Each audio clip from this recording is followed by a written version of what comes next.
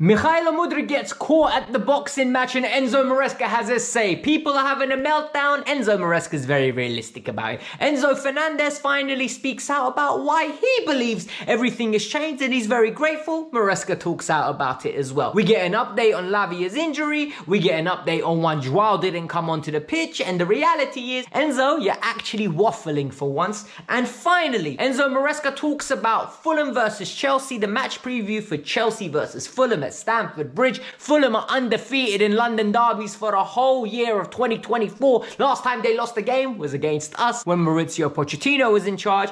And he also says, we're not in a title race. And he goes on to actually give a very credible point. And you know what I love about it? When Enzo Maresca says it, I accept it. When you lot say it, I say you're all shookheads. However, it's the festive period and you can see I'm just a whole bag of Christmas. Firstly, you're all gonna watch this on Christmas Day or Christmas Eve, so have a great day. Even if you don't celebrate Christmas, just have a great day off, right? Don't go to work, chill out, put your feet up, watch some food, eat it, enjoy the Kavkas View. I'm your favorite YouTube dietitian. I give you all the nutrition you need regarding Chelsea. Those vitamins are going through the roof. So what I need you lot to do is hit that like button. 1,000 likes go a massive way. We're like 50 people away from 38,000. If we can do that today, I'm gonna be very grateful. So please subscribe now. And in the comments below, let me know what is your score prediction for Fulham versus Chelsea or Chelsea versus Fulham, because the game is at Stamford Bridge on Boxing Day. Let's get it started. Chelsea Football Club have got a little bit of an issue with Mikhailo Mudryk. Mudryk at this moment in time is currently provisionally suspended. He is waiting for his sample B and he will not be with the team going forward. The other day, Usyk versus Fury was on. I ain't no boxing connoisseur. I'm a casual. I watched the fight.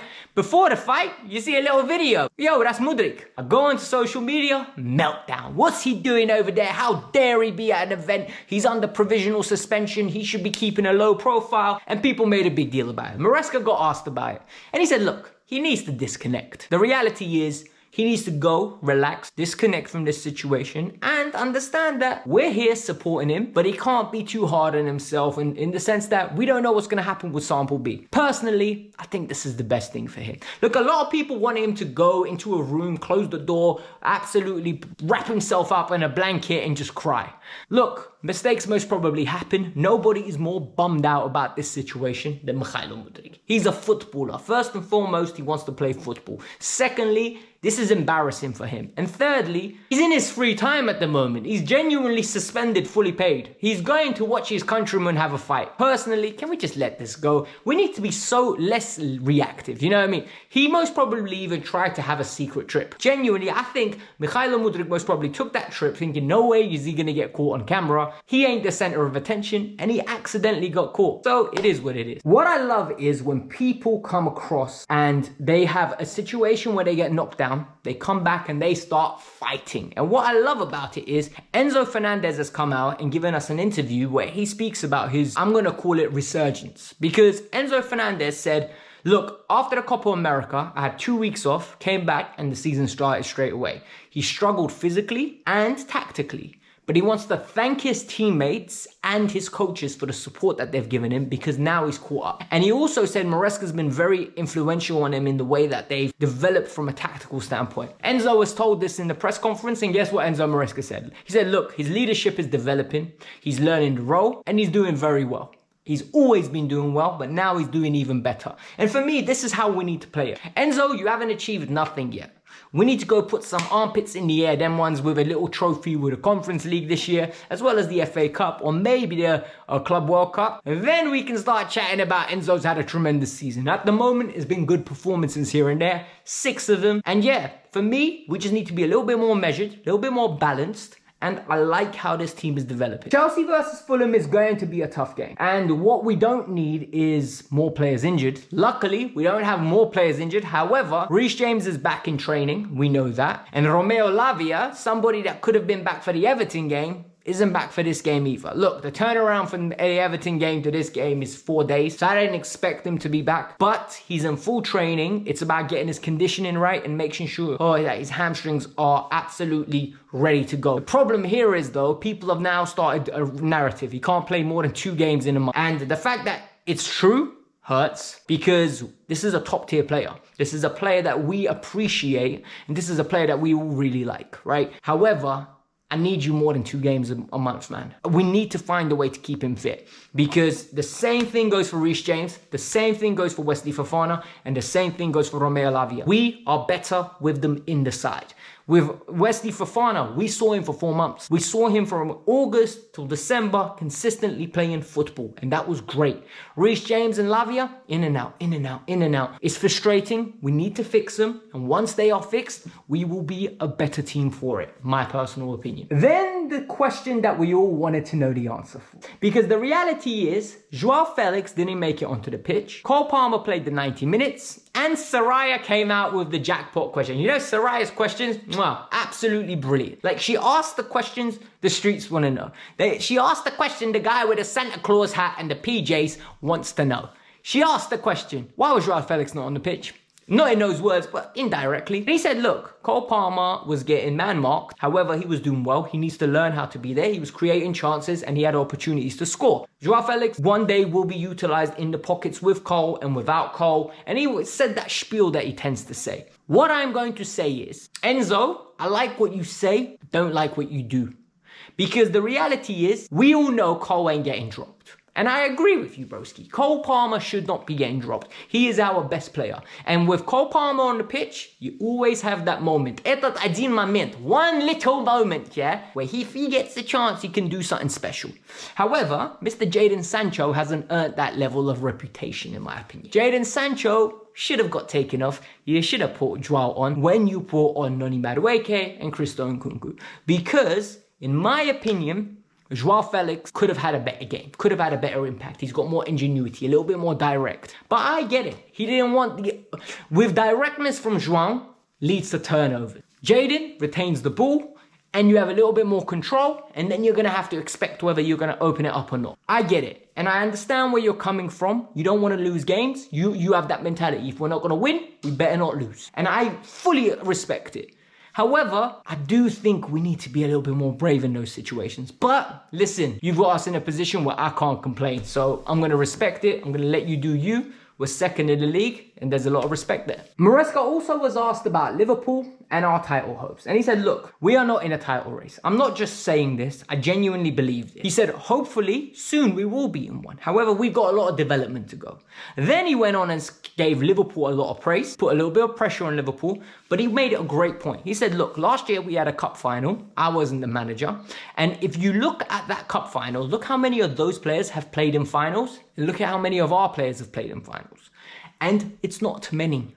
So we need to get to that stage. We need to develop. We need to learn how to do that. That will be another indicator of ticking another box of character, of mental fortitude to compete for a title. You need to get into that position. And you know what? I think if we weren't in a position where we needed to win and we would have went top, I genuinely think the boys most probably would have got the job done. I think the additional pressure of, oh my God, we go top, that plays a role. They heard it. What I'm going to say is, if our words play that much of an impact on these players, they're soft. They're soft, like genuinely soft. And the reality is, they need to stop reading social media. But sometimes they're just difficult games like Everton and you drop points. So we can go in on tangents and draw all these conclusions. However, I rather prefer the explanation that Enzo said.